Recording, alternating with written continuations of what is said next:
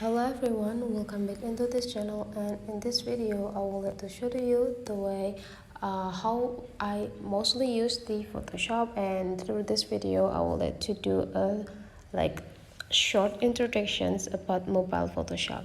So the mobile Photoshop is a product of Photoshop that mostly used by people on the PC or personal computer, laptop, and similar devices.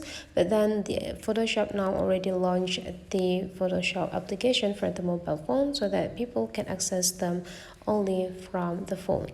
And the Photoshop for mobile phone will be symbolized with this icon with the title PS Express, and then you just need to click it to open it. And this is the view of the Photoshop itself. They will be containing the features such as the photo editor, face retouch, edit for the video, combine photos, collage, and many more. If you slide into the downside, you will got a lot of shortcuts for your project, the trending, the edit or the collections of your photo on your photo library. And you can also find another layout for collage and more and more. So to edit the photo, you just need to go visit your photo editor right here, and they will be bring you into your photo library. And then you just need to find which photo that you want to edit with the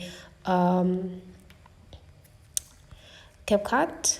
So let's with the Photoshop, and then you just need to click or the picture that you want to edit, and here is your project. And through this project you will get a lot of features that you can use here, such as the adjustment to adjust the color of your photo, the smooth feature to make your photo become smooth.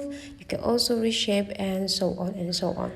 You can explore it by yourself and try it with your own photo. So after you're done editing, you will get this option. If you want to only download the picture, you can just simply click this button. But then if you want to download and share, you can just go click this button. So after you're done, go click this, and this photo will be saved into your photo library.